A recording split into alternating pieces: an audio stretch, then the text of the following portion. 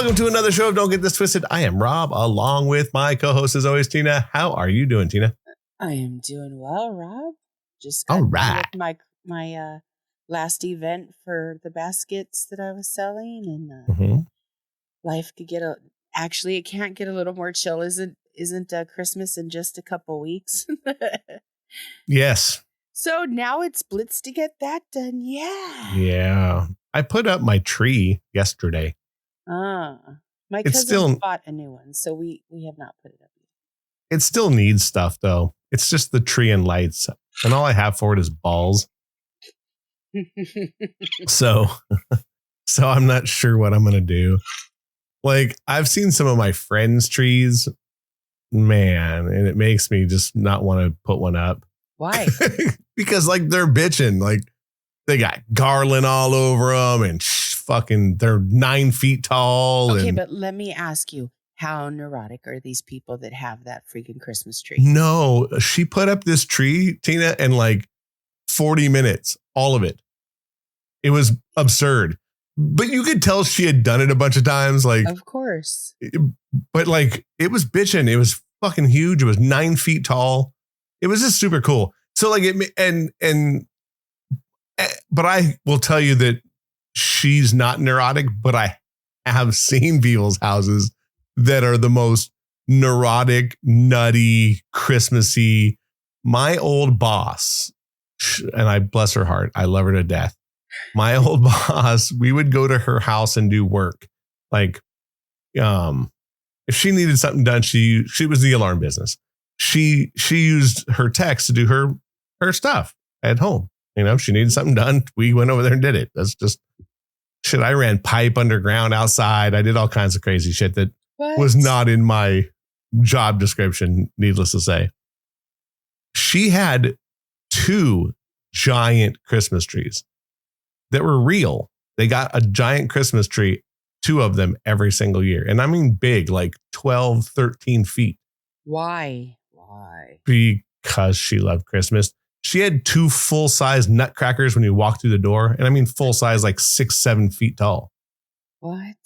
Yeah, it was bananas. So like the Christmas tree I'm talking about is like, it's just really pretty and it's tall and has garland. And like I said, she did it in like 40 minutes. Like, it was just crazy. But so I finally did it. I have some balls that I'm going to put on mine. I think I'm going to go over to like the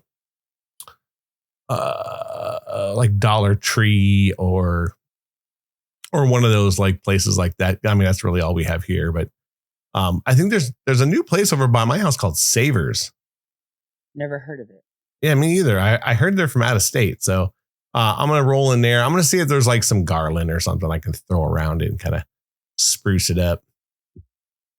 I'm just glad that my dog doesn't try to eat it. Yeah.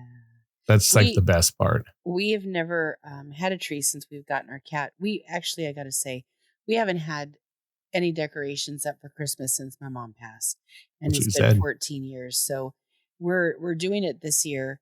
And I'm concerned because my cat, or actually Dad's cat, is into everything. Yeah. So I'm like, how is she going to do? We may not have any decorations on the tree when she's done with it, but we're starting off with a small tree, and that's your cat, right? But she doesn't know this. She thinks she's mine. She follows me everywhere. As a matter of fact, she was scratching on the door for like 10 minutes because I shut her out so that I could do the podcast. Mm-hmm. She was not having it. So I had to open the door and let her in, and she's laying next to me sleeping. So yeah, I when I came to turn everything on, my dog was sleeping on my son's bed, and then I had passed out like watching TV, and then I was like, oh shit, I better get up because I have to go do it. And then I had to remember that I had to feed him. So as soon as I fed him, I started getting ready in here, and he just came and laid down on the floor. He's sleeping as well. Nice. So, yeah, I think it was just everyone who needed a little nap, you know. So and it's kind of going to go into what we talk about today, because, you know, I was thinking, and again, I don't know where I come up with these subjects. I watch a bunch of other stuff on YouTube, and then I kind of write stuff down. But this one is going to be today is whatever happened to saying no and it being okay. And here we are. We said no to our animals and they're both sitting in the room sleeping. Maybe we need to start working on this a little bit, Rob. Right. I think that there is something to that, right? And for me, and probably for you too, but she's gone and moved out. But like my kid, it's really hard to say no to him. Even though I'm getting better at it. Because like sometimes he'll say something, or he knows that if I go to get lunch, I'll generally buy him stuff. And I'm trying to do my best to kind of not do that every time, so he has some kind of responsibility. So, that being said, I just think that it is super duper difficult to say no to people, or generally. And it's getting worse. Right. We were talking before we came on here. I don't want to disparage people, but I know people really close to me that just have a problem saying no. And that means to family, to friends, to bosses, where, I remember her kids would just drop off their children out of nowhere. Yeah, that's not cool. No. And I think that it wore on her like over and over and over. And look, I know that it was bothering her because she would tell me. And this has nothing to do with her not wanting to see her grandkids. That had nothing to do with it. She loved to see her grandkids and but I think it was more of I'm going to use this word kind of harshly, but I don't know if it's the only one I can think of, the disrespect of not calling before, or right, not asking if she had something to do. Because I think, and I guess from what she had told me, there were things that she had already had plans for. What? Yeah. And now on some of the things, she had to shut her down.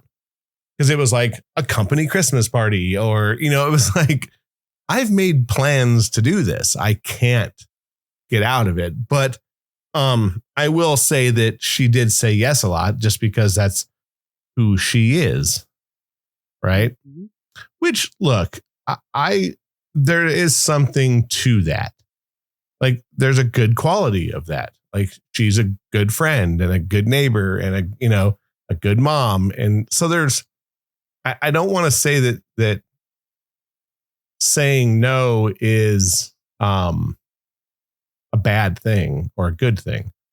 But I think in today's modern society, we have a problem with saying no.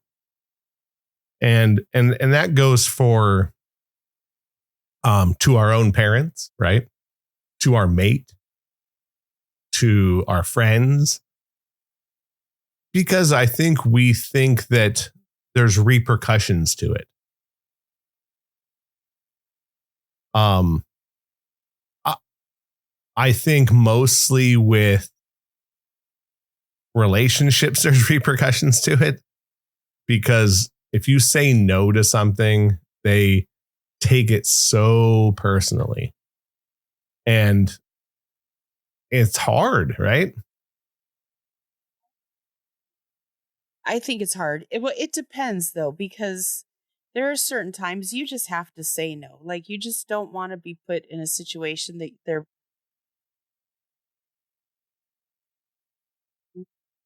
that you do say no. Like, why would you put yourself in this? I'm not going to cut it for you, but practice what you preach, Tina, because I've been in that situation so many times. I don't even want to talk about it. Yeah. Go ahead. I think that when you say no to your mate, there's, how do I want to say it and be nice about it? That I just think that those type of things add up and are brought up later. So you end up with tallies against you. Yeah. So and look, if it's habitual, there's a problem anyway. If you're saying no every time to something like, do you want to go to dinner with my parents? If you want, no shouldn't be the general answer, because then you shouldn't be with your mate. If how about happening. No to sex? You think that should be yeah, see? Oh boy. Look, I think that there is, yes, you can say no to sex, but I think that it has to be talked about. Like, why? And if it's habitual, there's a bigger problem. Yeah. Because then it becomes a part where it's like, why? If you're not attracted to them anymore, then I can understand why, right? But then you just need to get out of the relationship. Like, and like, if it's a marriage thing, that's a whole other problem. Yes, it is. But I also think that you have to be, if you're with a mate who has a incredibly high sex drive, and I'm talking like incredibly high, like wants it every day, every single day. Should you have an out? Absolutely. Like you should be able to be like, no, I'm just not in the mood. However, if you know that if your person's sex drive is that high, you should work at working with that too. I agree. So let's say you've been going 7 days a week for a month and you want a day off and you just don't want to have sex today. Yeah. I think that's fair.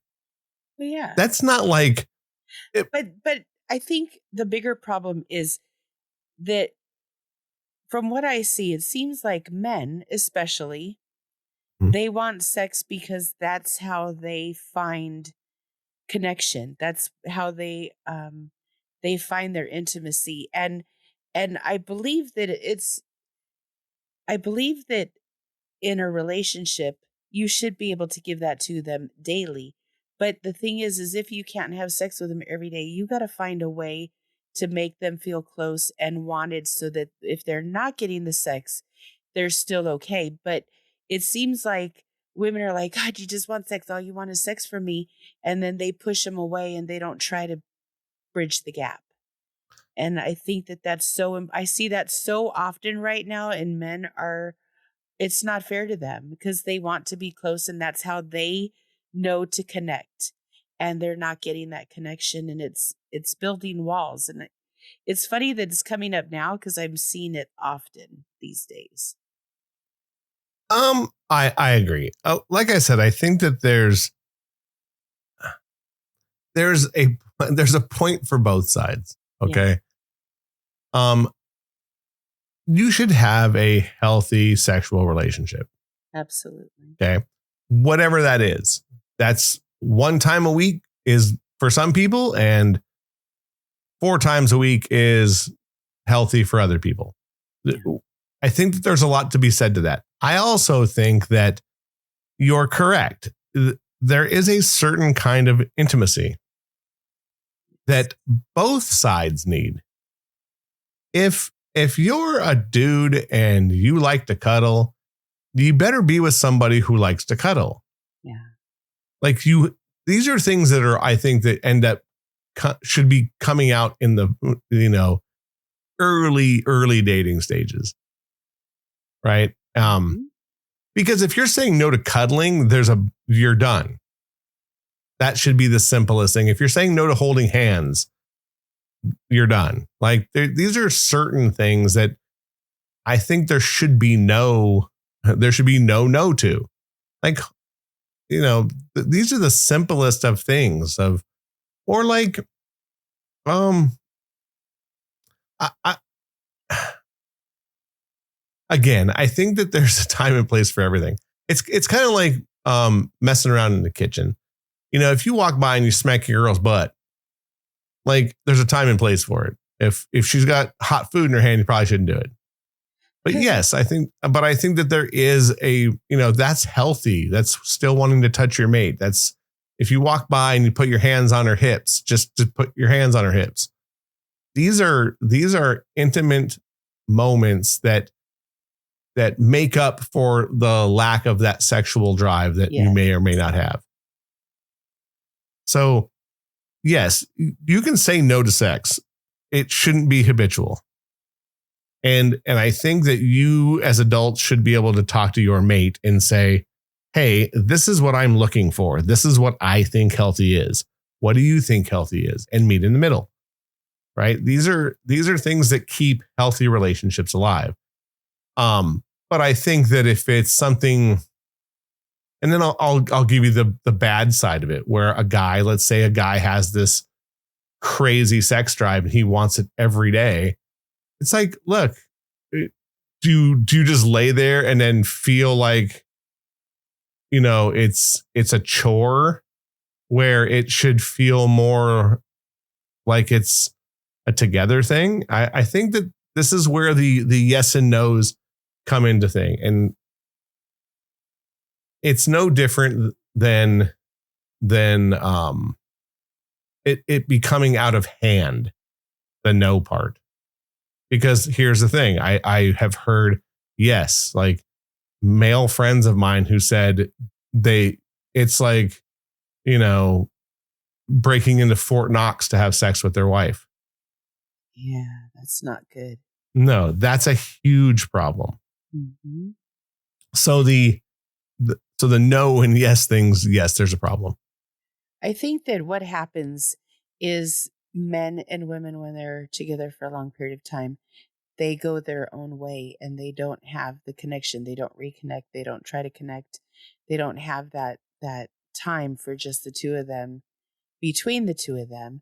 And that causes kind of a rift that just keeps pulling further and further apart. And when there's not the intimacy, when people forget that they're supposed to be friends on top of lovers, like that, mm-hmm. This is my best friend, and they quit thinking that way, then it seems like the sex drive is the first thing to go. Correct. I absolutely believe what you just said. Like the basis of anything should be friendship. Period. That if you're not friends first, because it's like I always tell people, it's like this, and we can all argue until we're blue in the face, but at some point the sex is going to stop. Mm-hmm. Whatever, let's say it's age or whatever it is. You want a mate that you can walk around on the beach with, holding hands, and still feel that there's intimacy. That's your person. Yeah, and so. But part of that is the growing part before it. So yes, if all I hear is no, yes, then I'm going to want to leave. I'm not going to want to be part of that. I'm not going to want to at all be with that person. Mm-hmm. But I also don't want to feel like I'm just a sex doll, assuming, like coming from the female side. It's like you can't. A couple people I wouldn't have mind just being a sex doll. I look, I think when you're younger, it's a lot of fun. But here's the thing: if there's no relationship outside of the bedroom, then inside the bedroom is a horrible experience. Yeah, it is. Totally is. So I think that's kind of where I'm saying that there's a problem, where if that's all the relationship is sex for one person, and then outside of the bedroom, it's just fucking cats and dogs and arguing and horrible times, then your relationship cannot be based around sex. It's true. So saying no, I think, is okay. But I also think it's okay to say no in a casual relationship. I just think that it can't be every single day. It's kind of like loaning money to people, right? Like at some point, how many times can you go to the well, even if they pay you back, right? It's to the point where you just have to go, I can't do it right now. And it's not that they're not going to pay you back because they paid you back the 10 times before. It's saying no for the thing of, you got to get your shit together. Like, I'm not the bank. And I think that happens a lot with people who have narcotic issues, right? You know, they're always going to come to you asking for some kind of money. They're like, hey, do you have this? I need this. I need this. And where does it end? So you have to say no at some point because you know where it's going. And then you're not helping them on the other side of it. It's like, sure, I can give you $100, but you're just going to go get high. And then I'm not helping that situation either. It's kind of like the homeless people, like, you know, when they're begging for change on the outside, you know, they're just going to get high with it. So I say no 99% of the time. Right. But I do say, hey, you want a burger? I'll give you some food. I'd rather feed people because I know they're going to eat it because they need that, you know, then they're not going to rush out and go grab a 40 across the street. Which is kind of funny because just on a side note, we had to teach my son's girlfriend what a 8-ball of beer was. Because she didn't know what it was, you know, like a 40 of 8-ball, like Old English 800. She didn't know what it was. Either. Yeah. So we had to. No. We just had to explain to her what it was. It was kind of because like my boy knows from like old NWA songs and like old hip hop what it is. So it was kind of funny. Oh yeah. Yeah. So for me, I think part of that, of saying no and being okay with it, is to use that at the right times. Where, and look, saying no can cause a earthquake rift in the world, right? If you say no at the wrong, it's like, you know, I'll give you the married example. You know, the parents are coming in from out of town and everyone's going to go to dinner, but you don't feel like going. So you say no. That's probably not a good idea. Right. Yeah. You got to be there. Right. For family stuff. You're in it together. Right. Exactly. Now there's also the hit and miss on like you and your mate have ate dinner and then an old friend calls you and says, hey, we're in town. Come out to dinner with us. And it's like, okay. And then we're going to go to a restaurant. It happened to me. And I was like, she's like, hey, let's go out and go to the restaurant. And I'm like, yeah, but we just ate. It's like, I don't want to go there and sit in a restaurant, not ordering anything. You know, I felt weird. I'd rather go to a bar and get drinks because that at least is more, you know, I just felt weird. And, you know, looking back on it, it wasn't as bad as I thought, but should you say no? I don't know. It's a new relationship. Do I want to say no to it? Probably not. Because, you know, you want to keep the peace with any relationship. Yeah, but you know what I found even more so is I don't want people to go if they don't want to be there because I don't want them to screw up my time. So if somebody's really not feeling it, I'll be like, let me not push you to come with me. I'll see you later. Yeah. And like I said, I think that there is a time limit on that, right? How many times can you do that? Well, you shouldn't want to do it too many times. If it's your mate, you should want to be with your mate. You should. Correct. You should want to encourage them to have a life and encourage their life too. Absolutely. And I think that it's kind of like saying no to your older children. Let's say you're like older children. I do my best to do things or go and I'll give you an example. The other day I'm off. It's Friday, kind of tired. My son comes in the room and is like, hey, dude, this movie's out. You want to go with me today? Deep down inside, I didn't want to go. I was like, no, not really. I'm fucking tired. I really don't want to go. But he's like, come on, let's go. Let's go. And then I ended up going and had a good time.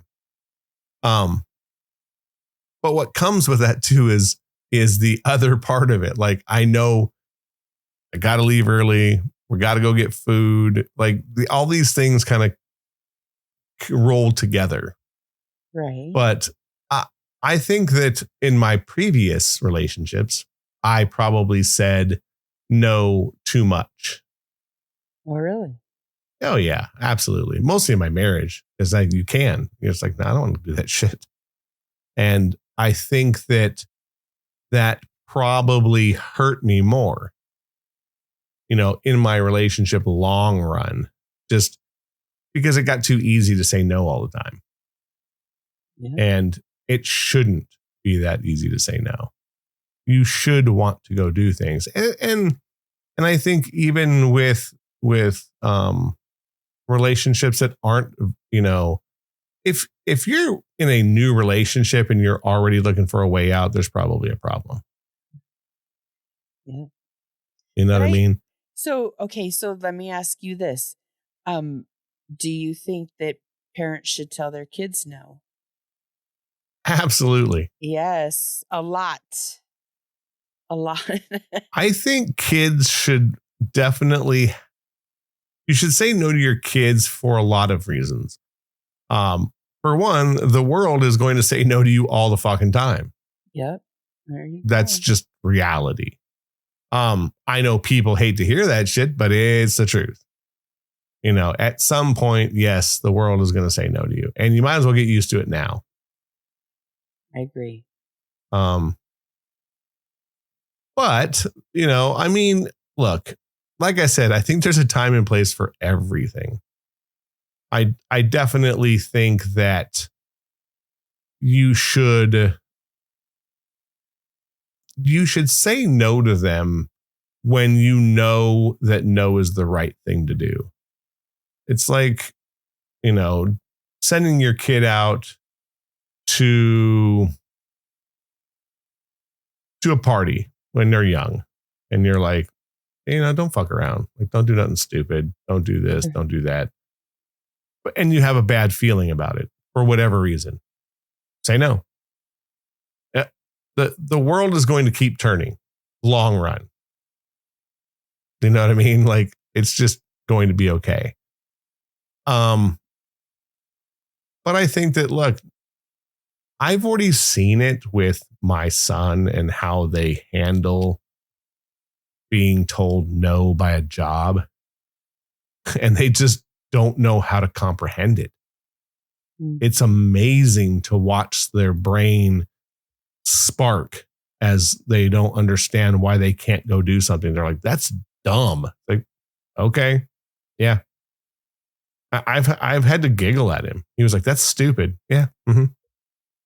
Like, what do you want me to tell you? Like, yeah, that's pretty stupid. And you just got to keep on going. That's just the reality of the world. And that's, I think, the harder part is them understanding that they're just, life is never going to be easy. So it's not get them used to it now. Easy. No, it's not. But what I'm trying to say is that it's just not. So you have to start thinking about it now. So yeah, I say no to them. Fuck it. Like, yeah, it's just, but again, like, I think you have to say no to a lot of things. like, I think as I got older, like I say no to work all the time. Like if I'm, and again, I work for somebody or I work for a company where like, if I don't want to do overtime, I say no, like, no, I'm good. And it's funny to watch even their brains fucking tweak out.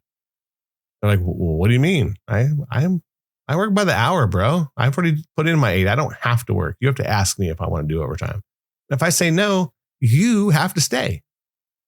Like, that's just welcome to the reality.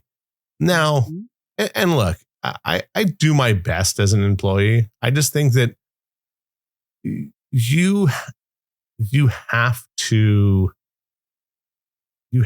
decide what life is about. I guess maybe it's because I'm older now. I'm just like, time with people is way more important. Like, I don't care that I'm not rich or I don't need to make a shit ton of money. I want to be happy. And I think that sometimes you have to say no to people to be happy. Absolutely. So, that's just reality. I started doing it a little bit early in life. I think maybe with my mom, because my mom was, she was a Spitfire. I think I've told the story on here before, but I came home one time from work and she had redone my whole living room. Like everything, just moved everything, all the furniture, TV, everything, just fucking moved it. And she's like, yeah, I thought it looked better like this. And I went, no, put it back. And she lost her shit. It was just like, what do you mean? Put it back. I don't like it like this. I had it that way for a reason. Secondly, I'm not 10. Like, you don't get to go in my room and change it. Like, I wanted this the way it was. And the next day it was back to normal. But I think that was the first time that she kind of realized, like, I'm a grown man. And when I say no, I mean no. Mm-hmm. So I think as people, and again, I'm not saying that this is going to be easy. It should never be easy, but you should be able to say no. That means to your parents, your kid, your mate, your job, whoever. A person on the street comes up to you and says, hey, can you help me with this? No. If you don't want to, don't do it. Because I think those are the things that will plague you long run. But if it's a kid or a parent or a mate, you have to be able to back up that up. You can't say no for no reason. Well, you could just say, I'm not feeling it. Like that should be enough. You can, but like I said, how many times can you do that? You know what I mean? Yeah. To where it becomes like, how many times should you want to, though? Let's be honest. Like, if it's your mate and you love them and stuff, like, you shouldn't be saying, you shouldn't want to be saying no like that. It just, I don't know. Maybe I'm wrong, but I don't think so. No, I think you're 100% correct. You're 100% correct. You should not be wanting to say no. And if you're saying no, there's a problem. There's a larger problem long run. Correct. Right? I just, I don't know. I look back at my marriage even, and when we were going through stuff, there was a lot of no going on, but it didn't help our marriage. It didn't help bridge the gap. It didn't help our relationship. It didn't help anything. We should have not said no to any of that and worked on that instead of anything else. And then I think that life would have been 10 times better in the relationship. Right. I will say the same thing. I think I just think that like I was already becoming unhappy probably. And I said no just to say no. And at that point things were like very up in the air. So, but I also, like I said, I think communication is key, for all of everything we've just talked about, like the sex thing, communicate, like you have to be able to communicate. Like there's a huge problem if you cannot. Because everyone needs to know what's going on. Well, everybody needs to know if they're in a relationship that they've got somebody having their back, and it's not going to be all rejection and keeping them from having something that they want. I had a friend that said I had to leave. I left my wife because not only did she want to have sex with me, but she didn't want anybody else to either. And I was like, oh, well, that could be a problem. I see it now. Yeah, I just think that if you're not into it, you shouldn't be mad when somebody else gets into it either. Yeah, like I said, I think that if we can talk about that on a bazillion different shows. I think that you've said things to me that like I was very shocked about how many men have complained to you about their sex life and the lack thereof. Oof. And how many people you've said where women are just like, I can't believe that's all he wants. Like, okay, well, I always say, don't you want to find somebody that wants you like that? Like, why would you not want to be with somebody that wants to be close with you, that wants to show you that every day? I think that that's great when a man and you're married wants to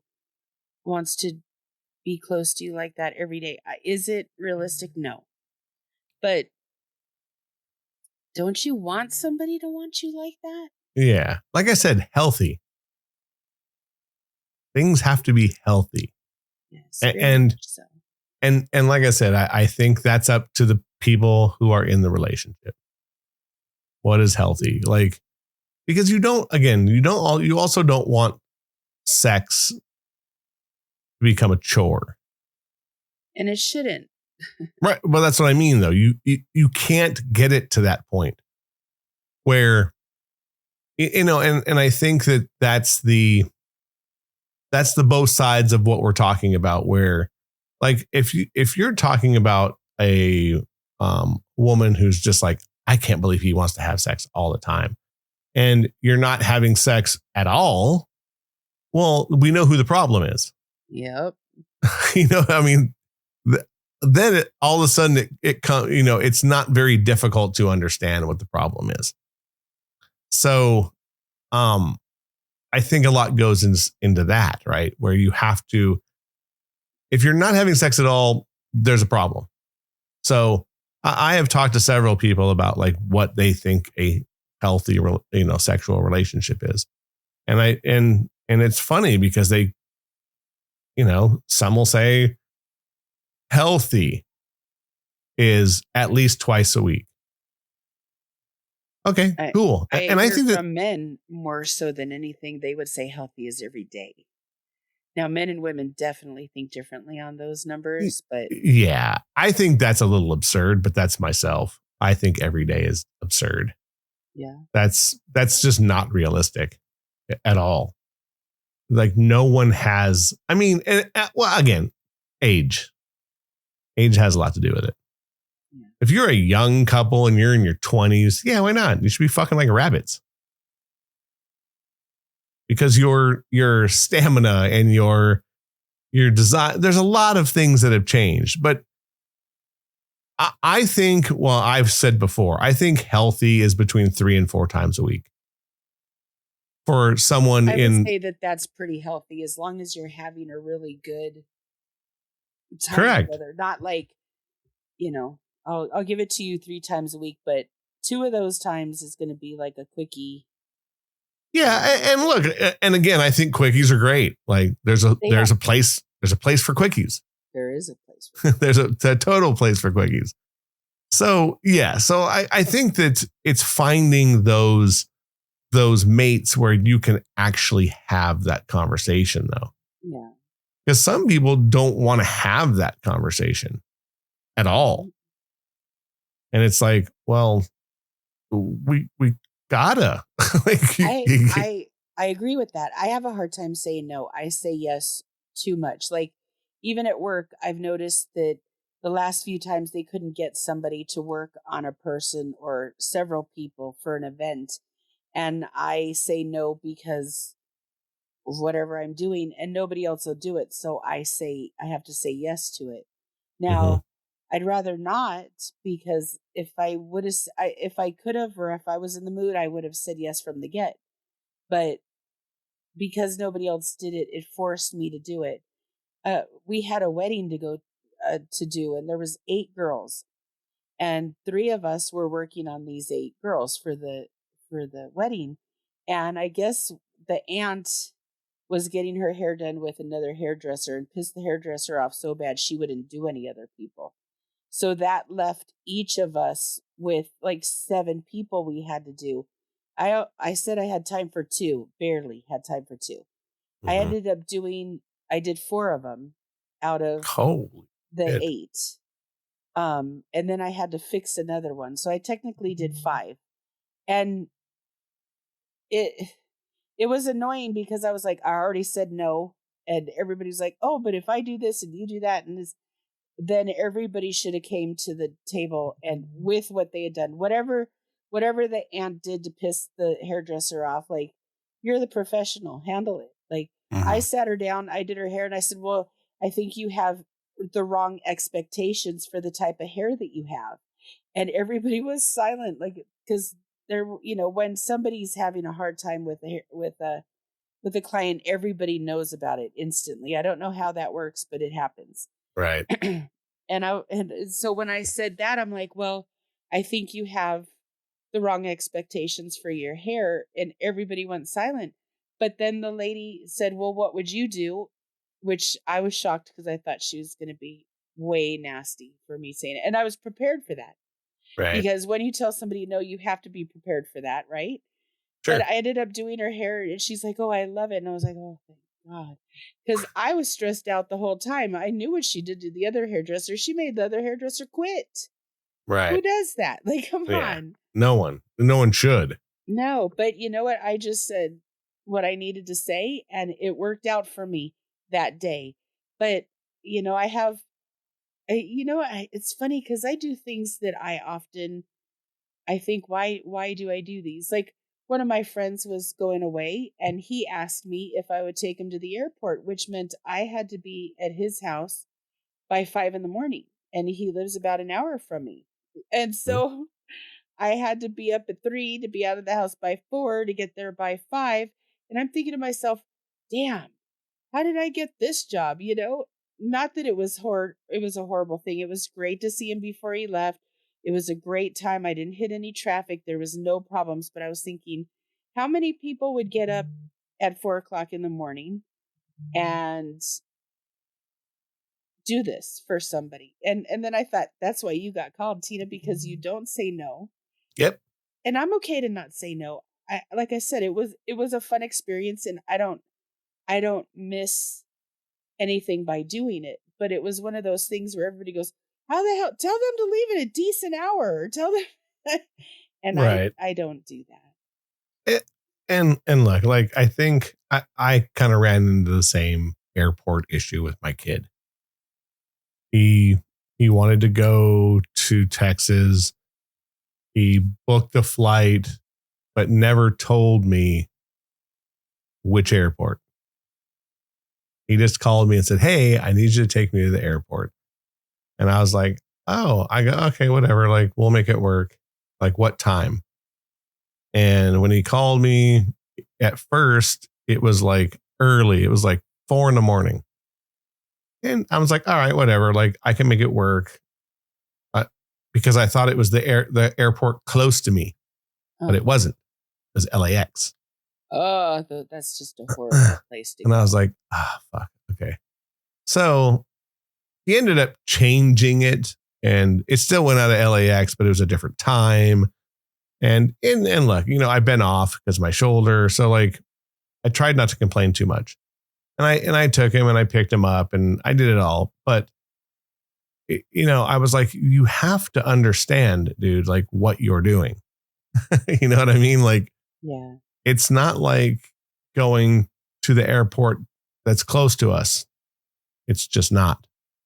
So you have to look at things that way. And he's like, yeah, but I was trying to get this flight quickly. Oh, cool. I understand why you did it. I'm not complaining about that. I get it. What I'm more upset about is that you didn't you didn't tell me right away, like, hey, this is the only flat I could get. So, and I said, you have to learn from this, like come out of it right from the beginning. Like, hey, can you take me to LAX? Because that means something. Like it's just different. That hits different for sure. It does hit different. Absolutely hits different. Because we live in LA and we understand what a drive to LAX could be. Because it could be really shitty, or it could be traffic the whole time. Yeah, and thankfully, it ended up being okay. When I had to pick him up, sucked because he ended up flying back in and landed at like 10 at night, and I hadn't been to LAX in quite a while. Oh my goodness. It's a shit show right now. Well, they're always doing construction, but it seems like the construction's really a pain. Yeah, it literally, I'm not figuratively, like I was so stressed out over it. Just being down there, I was like, oh, I got to get out of this shit. And I even told him, I ended up, he didn't get out of the terminal quick enough, so I didn't stop. You had to go around again. I went back around, which is fine. I think that's because, look, those people will come and knock on your window and tell you to leave if you're there too long, whatever. So I come back around and he calls me and I go, look, dude, you better be outside. Like, and I mean, when you see me, I'm going to hit the brakes, but not for long. So he was like, he boogied in and he only took a backpack, which was great. So like he got in, threw it in real quick and like we were off and running and got home, at a decent hour considering. But I just told him, like, you have to look at the bigger scheme of things because this is why people say no. Yep. So when people, you can't get mad at folks when you say no and you don't tell them the whole story. Right. Because those are the bigger things. And I think that is along the whole thing. Like everything we're talking about is being able to give them the whole story. If it's a relationship, talk to people. It's not very difficult. And I know people have problems talking and no one wants to hurt anyone's feelings. And I totally understand that it's difficult. But if you're in a relationship with somebody and you want to know, sometimes you got to corner them. You just do. And it's for the best of everybody and the best for your relationship. You come out of it way better with better context about things. And if you're looking for more loving, maybe you're going to get it because you can go to your wife or your girlfriend and say, look, you turn me on. I don't want to go outside the relationship because I know a close friend of mine who has a problem and he's told me several times that his wife just does not want to have sex and it's a problem. And it's been a long time. The problem is they don't have a relationship that should be titled man and wife. There's something that I'm so tired of seeing because men will stick in these relationships with women that won't have sex, that won't give them the comfort that they need to. Like men need to be coddled, just like women do, just like kids do. Everybody needs it. But they don't get it. And that's when you're not getting it for a certain amount of time, you need to look at that marriage and say, it's not a marriage and we need to do what we need to do. Because it's not working. It's just not working. Like I don't know why anybody would choose to stay in that. But men especially do. I see it all the time. They would rather have a side piece or no piece at all, just not get laid, be miserable forever. And that's it. And I don't understand why somebody would want to live like that because that's not cool either. I agree. I think a lot of it has to do with they enjoy their mate. Like, yeah. Like I said, if I can't be around you, why would I want to be there? Like, I have to be with somebody that I actually like to be around. And when I'm around that person, I dig it. I think it's the greatest thing in the world. When you can be around somebody where it's just a good time, and again, I'm going to say 90% of the time, because we all know the reality of, it's the 90 rule. That's how I generally look at life these days. Everything's 90%. You're going to have 10% shitty day. That's just life. So during the 10% where you're having issues is where the talking part comes, and making sure that your relationship is steady and still good and still want to be there. But better than saying no. Like, to me, that is just the craziest thing in the world. Like, I never want to be in a relationship where I feel like I have to wonder, if I, and to be fair with the sex thing. And I think that there's a lot to both sides of this. If you're a woman and you want to have sex, say it. Don't always wait. To be any talking. For me, that was more that I think that bothered me in some ways. Like, if you want to have sex, grab me. If you want to have sex, take me. If you want to have sex, I don't want to talk about it. I don't want to know about it. Catch me off guard, push me up against a counter, pull my pants down, do what you want to do with me. Right. Do we have to talk about this? Because I don't want to talk about it. I just want but I think like you want. I totally agree with that statement. But what I think happens is both sides of that equation will wait it out and be like, well, I don't want to, if I hit on her and she's going to get mad, and then that's going to do this. And instead of just going like, because I think most women, and again, I'm going to use the bell curve. Most women wait for their man to hit on them instead of just being like, hey, I would really like to do this. Because I think that's okay as well. I don't think there's anything wrong with because, look, nobody's a fucking mind reader. That's the other thing. No one's a mind reader. So, and instead of thinking each other are going to say no, if you're a woman, hit on him. And if you're a man, hit on her. Stop waiting for either sex to be the one who does it because they're supposed to. Right. Like, we're all supposed to. We're all supposed to. If that's your thing, be supposed to and do it. There's nothing wrong with it. Just say you want it and off you go. Because I think a lot of people just wait too long. And you end up in a place where you're like, God, if she would have just hit on me, we'd be, better.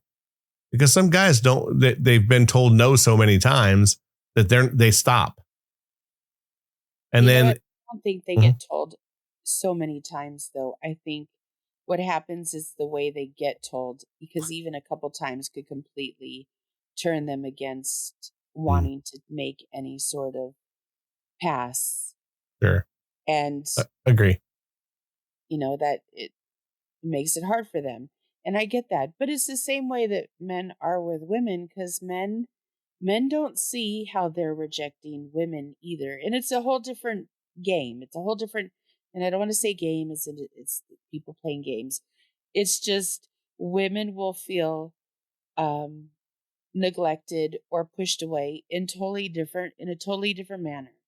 So it's like they're trying to compare apples to oranges, but what we need to do is bridge the gap and like say, well, this is what makes me feel neglected, or this is what I need. And when you hear that from your mate, you should definitely do whatever it is you need to do to fix it, because you don't want to have those type of problems going on for years and years. That's never going to fix anything.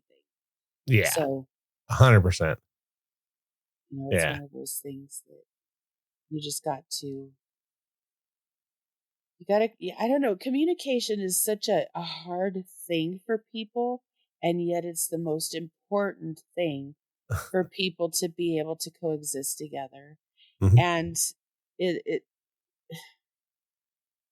there's so many things that I did when I was married that I didn't realize were huge for my ex. Like, because he didn't say what it was. He didn't tell me how he was feeling. He shut down. I didn't think like him, so he just wasn't going to say a word. And man, was that hard. Mm-hmm. I had to learn how to speak his language too, and that it still didn't help. It's so important to communicate and try to bridge any and all gaps so that everybody's understanding each other and everybody's okay at the end of the day. I totally agree. I think that, and look, I've in my past, I had issues with relationships kind of going sideways. And then I ended up having a chance to talk to that person later on and just be like, what happened? And, or I did this and I shouldn't have, and this is why. So, you're right. Communication's key. I think you have to be the bigger person sometimes and be able to say like, hey, I want this. I need this. Where did we go wrong? Whatever that means.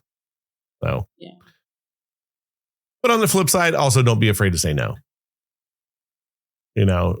But don't make it a habitual habit with anyone. Because I think if you make it a habitual habit with anyone, you're just going to have bigger issues. Yeah. It's a fine line. I think don't be disrespected. Like the case of with people hitting you up on the fly or kids being dropped off or whatever that means, that kind of situation. That's when you have to stand up for yourself and say, no, I can't do this today, or I can't help you today. Or it's like and I understand like some things are going to happen, but don't call me on the day you're moving and ask me to help you move. Yeah. Tell me a week before. Don't tell me at all. I don't like to help people move. That's right. No, I mean, right. Like, I mean, so sorry, I got to work out of the country. Yeah. I've done it with so many friends that I'm to a point now where like, I get it. And I'll generally help people. Although I probably won't be for quite a while with my bicep and shoulder the way it is. Right. But my thing is you're less likely to be told no if you're giving people the right amount of space. And that's with everything. And again, communicate. I think from the man-woman thing, you got to tell people your needs. Your wants and needs are everything.